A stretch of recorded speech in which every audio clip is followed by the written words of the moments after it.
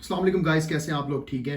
मेरा नाम मुगीस कादर चीमा है और कल आप लोगों ने मेरी वीडियो देखी होगी और हम बात कर रहे थे फ्रीलांसिंग साइट्स के रिलेटेड, जिसमें मैंने कल थोड़ा सा आपको बताया था। अपवर्क है, freelancer.com है, फाइवर है, तो वेरियस साइट्स हैं, लेकिन हम टॉप की इन साइट्स को पकड़ रहे हैं।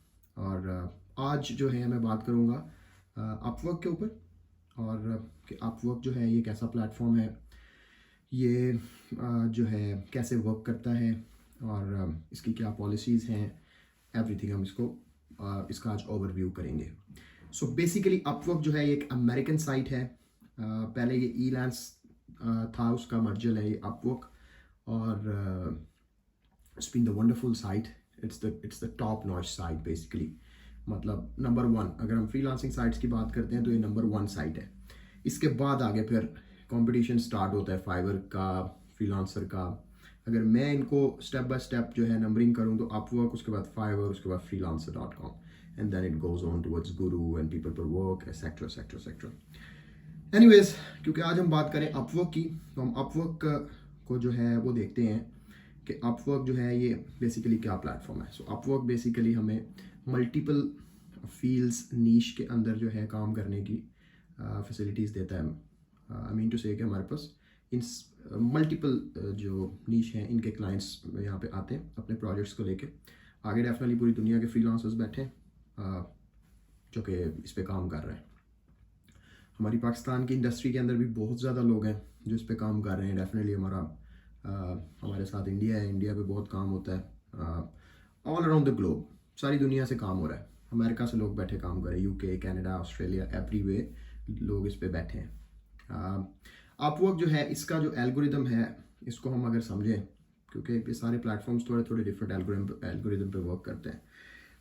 अपवर्क बेसिकली बिडिंग प्लेटफॉर्म है। ये इस तरह वर्क करता है कि इस पे इंडिविजुअल प्रोजेक्ट्स आते हैं, मतलब क्लाइंट्स जो है वो अपने प्रोजेक्ट्स को पोस्ट करते हैं। हम जो है डेफिनेटली अपने स्किल सेट के अकॉर्डिंगली हमने अपनी स्किल्स ऐड ऑन की होती हैं, हमें सिर्फ वही प्रोजेक्ट्स शो होते हैं। जब प्रोजेक्ट आता है हम प्रोजेक्ट को पढ़ते हैं और हम उस पर जो है बिड करते हैं। नाउ बिडिंग कैसे वर्क करती है? अपवर्क के ऊपर हमें कनेक्ट्स बाय करने पड़ते हैं। Now depend on the project, किस तरह के क्लाइंट से आ रहा है, मतलब नया क्लाइंट है, पुराना क्लाइंट है, उसके ऊपर डिपेंड करता है कि कितने कनेक्ट्स हमारे उस पर लगेंगे। फिर आपने नंबर वन पे अपने कनेक्ट्स को लेके जाना है, तो you have to put on some more connects. तो कनेक्ट्स जो है वो हमें बाय करने पड़ते हैं अपवर्क के ऊपर।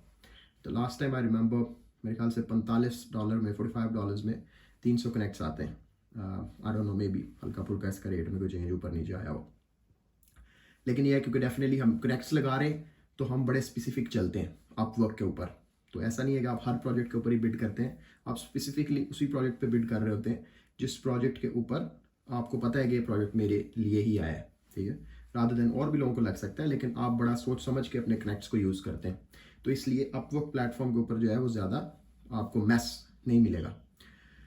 डेफिनेटली आप बिडिंग करेंगे। बिडिंग का मतलब है कि आप प्रॉपर एक प्रपोजल लिखेंगे, क्लाइंट का आप जो है डिटेल्स डिस्क्रिप्शन पढ़ेंगे, उसके अकॉर्डिंगली एक प्रपोजल डालेंगे। खैर proposal is a different story, एक लंबा लेक्चर है, उसके ऊपर डेफिनेटली हम इन फ्यूचर बात करेंगे। लेकिन डेफिनेटली अगर हम इसको ओवरव्यू करें तो प्रपोजल जो है क्लाइंट की रिक्वायरमेंट्स के अकॉर्डिंगली होना चाहिए और शॉर्ट होना चाहिए। बहुत बड़े लंबे प्रपोजल्स जो हैं वो डालने की ज़रूरत नहीं होती है, क्योंकि इतना किसी क्लाइंट के पास टाइम नहीं है कि आपकी लंबी स्टोरीज बैठ के पढ़े। स्पेसिफिकली उसके प्रोजेक्ट के अकॉर्डिंगली आप जो है एक प्रपोजल डालें, और उस प्रपोजल ताकि क्लाइंट भी उसको ईजिली पढ़े और आपको जो है वो प्रोजेक्ट अवॉर्ड करने की तरफ जाए। Regarding the budgets, right budget होना चाहिए, टाइमलाइन वो दें जो आप मीट विद कर सकें, ठीक है। डेफिनेटली क्लाइंट के साथ जो डिस्कशन आपकी हो रही है उसको बड़े फ्रेंडली इन्वायरमेंट में रखें, ठीक है। तो सिंपल यही बेसिकली मेन चीज़ें हैं। अगर इसको मैं एक्सप्लेन करने लगूँ तो ये जितनी मैंने चीज़ें बताई हैं, इनमें एक एक चीज़ पे मैं एक एक महीना बता सकता हूँ आपको। But thing is that's waste of time, मेरा भी और आपका भी। रादर देन जिस तरह लोग यहाँ पे लंबी लंबी बातें करते हैं, तो बेसिकली प्लेटफॉर्म इतना ही है, मतलब इसी तरह ही ये वर्क कर रहा होता है। इसके अंदर और फिर डेफिनेटली जब आप इसके अंदर डीप डाउन जाएंगे, you will find more things जिनके ऊपर आप एक्सपीरियंस लेंगे और नॉलेज आपको मिलेगा। कुछ पॉलिसीज़ हैं अपवर्क की, स्ट्रिक्ट पॉलिसीज़ हैं। एक बंदा एक ही प्रोफाइल बना सकता है। My name is Mughees Qadir Cheema, Mughees Qadir Cheema एक ही प्रोफाइल बना सकता है, नो मैटर व्हाट। डेफिनेटली मैं एक प्रोफाइल बनाता हूँ, कल को मैंने एजेंसी में उसको शिफ्ट करना है तो मैं उसको एजेंसी में शिफ्ट करके अपने नीचे मैनेजर्स रखूँगा और उन मैनेजर्स के प्रोफाइल्स होंगी, ठीक है। ये बड़ी स्ट्रिक्ट पॉलिसी है, एक बंदे की एक ही प्रोफाइल होगी। अगर आप दूसरी प्रोफाइल सेम नाम की बनाएंगे दोनों उड़ जाएंगी। डेफिनेटली वीपीएन आप बिल्कुल यूज़ नहीं कर सकते। लोगों को लगता है पाकिस्तान से बैठ के आप करेंगे तो मतलब आपकी यूके की प्रोफाइल होगी, पाकिस्तान से आप रन करेंगे तो you will be a bombshell. ऐसा कुछ भी नहीं है। अगर आपको काम आता है, आपको सेल्स करनी आती है, आपको डिलीवरी, आपका टाइम अच्छा है, आप क्वालिटी प्रोवाइड करते हैं, no one gives a damn कि आप किधर बैठे हुए हैं, पाकिस्तान बैठे हैं, इंडिया बैठे हैं, यूके बैठे हैं, किसी को फ़र्क नहीं पड़ता। They need the quality. तो कभी भी आपने ऐसा नहीं करना कि आपका कोई भाई यूके बैठा है, कनाडा बैठा है, आपने उसके नाम की प्रोफाइल बनाई और वीपीएन यूज़ करके आप पाकिस्तान से चला रहे हैं, तो फ़ौरन ट्रिगर करेगा। अपवर्क का एल्गोरिदम बहुत स्ट्रिक्ट है। बाकी दूसरे प्लेटफॉर्म्स हैं, फ्रीलांसर है वो थोड़ा सा लीनियंट है इस मैटर में, उनको थोड़ा टाइम लग जाता है पकड़ते हुए। अपवर्क एक चीज़ और है, अपवर्क के ऊपर जब भी कोई आपको मतलब क्या कहते हैं आती है, कोई ईमेल आ जाती है रिगार्डिंग के कोई आपने पॉलिसी वायलेट की है, तो मेक श्योर है कि वो फुल एविडेंस अपना जनरेट करके आप तक पहुंचते हैं। वो ऐसे हवा में बात नहीं करते। तो अपवर्क, जितना मैं अपवर्क को समझता हूँ, अपवर्क इज़ वेरी स्ट्रिक्ट, ठीक है। तो कोई भी ऐसी जो है वो पॉलिसी वायलेट करने की ज़रूरत नहीं है। ये मेजर पॉलिसीज़ हैं। इसके बाद डेफिनेटली आपका वर्क क्वालिटी है।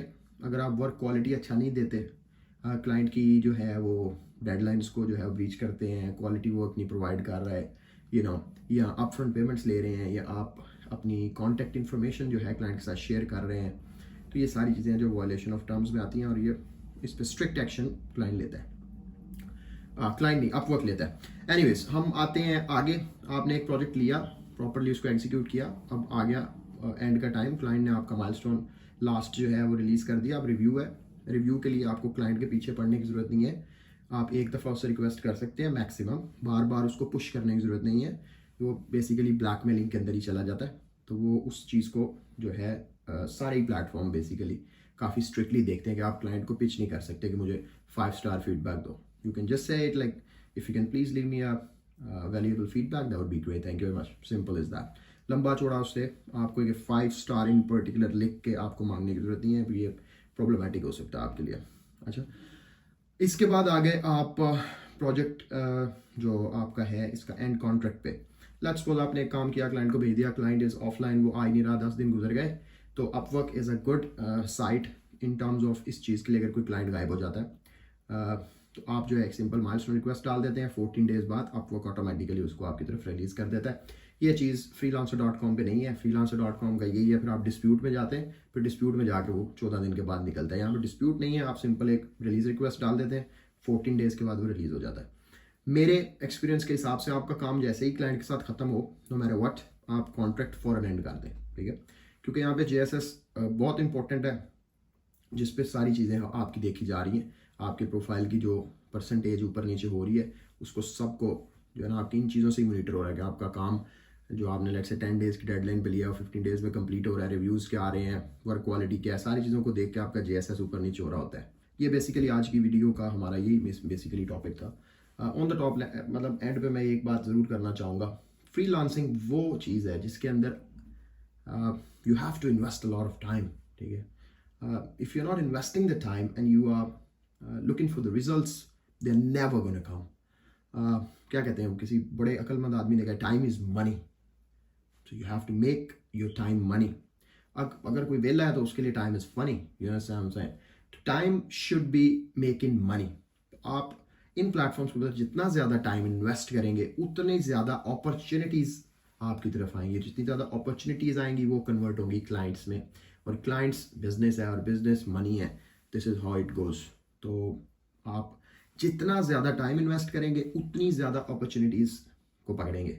अगर आप कहीं मैं 4 घंटे लगाता हूँ, आपको नहीं आ रहा है काम, आप 6 लगाएं, 6 घंटे में नहीं आ रहा 8 लगाएं, 8 नहीं आ रहा 10 लगाएं, 10 नहीं आ रहा 12 लगाएं। In 2016-17 I used to work 18 hours a day minimum, 16 to 18 minimum, इतना मैं टाइम करता था। Used to invest my time on to these sites.